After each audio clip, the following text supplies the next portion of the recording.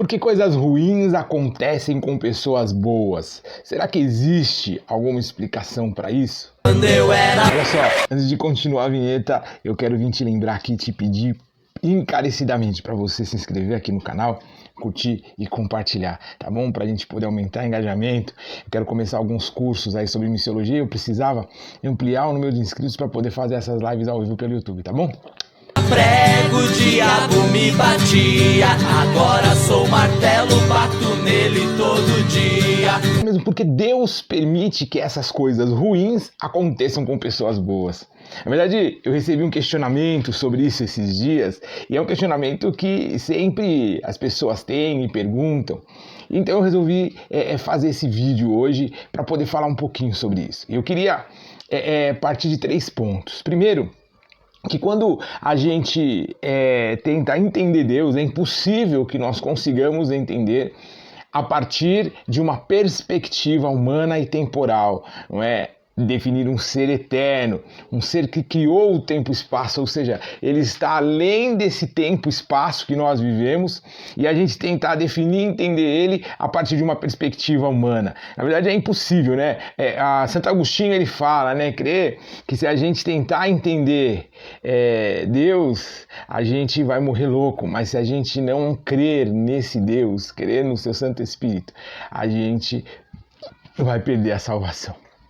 Enfim, mas eu queria pegar 3 pontos. Primeiro, que a gente tem que partir de uma perspectiva de eternidade, uma perspectiva espiritual, não é?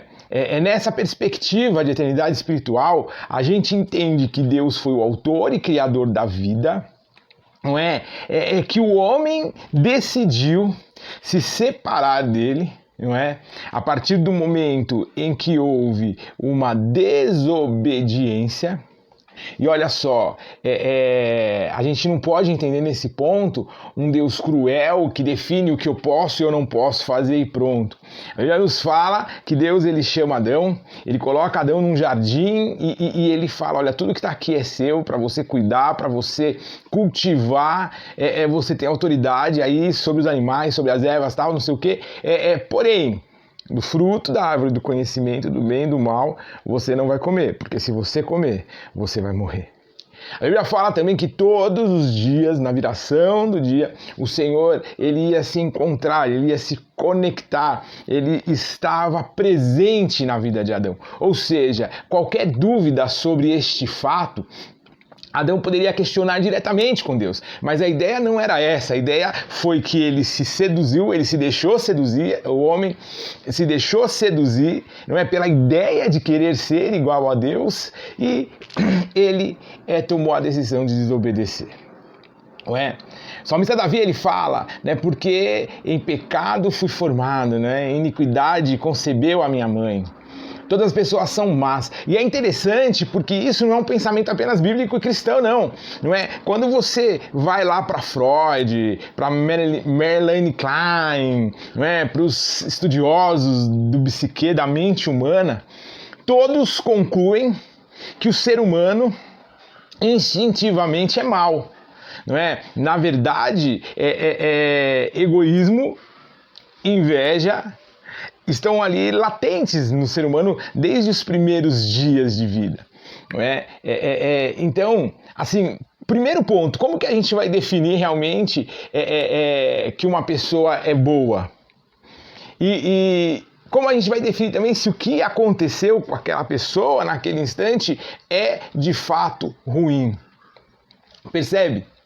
Então, assim, ao ser humano foi dada a liberdade de escolha. E todos os dias é dado ao ser humano liberdade de escolhas. Não é? Olha, coloco diante de você 2 caminhos, um de bênção e um caminho de maldição.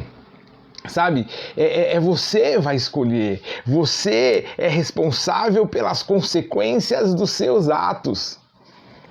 Jó, ele fala, olha só, se eu recebi o bem, né, e tranquilo, por que eu vou questionar agora se de repente eu estou vivendo essa situação? Percebe que assim, a gente só se preocupa com Deus, ou só se lembra de um Deus, ou só quer crer que um Deus existe, quando acontece alguma coisa ruim. Mas no nosso dia a dia nós vamos vivendo da forma que nós queremos, da forma com que nós intentamos, da forma com que nós achamos mais fácil viver. Sabe? E nós vamos sofrendo consequências disso. A gente tem que entender que a gente vive num mundo mau. O mundo que nós vivemos é um mundo mau. É um mundo que está sendo destruído pelo mal que existe em nós. Esse é um ponto que a gente precisa entender. A partir daí, a gente começa a perceber também que as coisas que a gente imagina boa ou que a gente imagina ruim, a gente tira a partir de uma régua que a gente estabelece. É uma régua que eu estabeleço do bom e do ruim.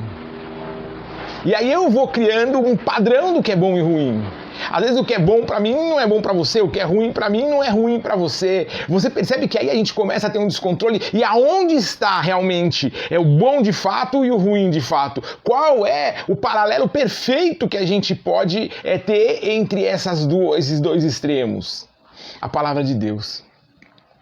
Jesus ele não disse que nós iríamos ter dias felizes com ele, sempre. Ele disse o seguinte: no mundo vocês vão ter aflição, vocês vão passar por situações complicadas, nem sempre vocês vão viver um verão ou uma primavera, mas vocês podem ter uma certeza: fiquem tranquilos, eu venci o mundo.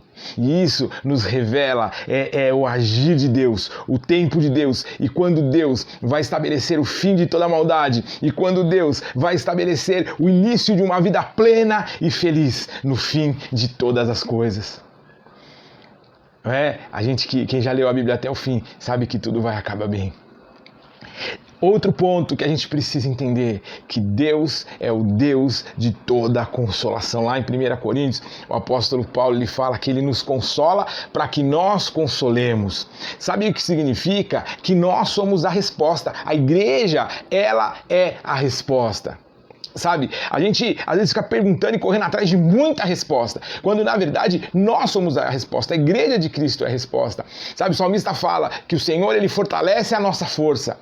Paulo fala, olha, o Senhor te consola para você consolar, sabe? Então o que a gente precisa entender é que em cada momento, em cada fase, em cada situação, o Espírito Santo está presente na nossa vida e ele vai nos dar a direção e ele vai nos dar o caminho certo em todas as coisas. Sabe, em todas as coisas. Até naquelas coisas que às vezes pode parecer que são ruins.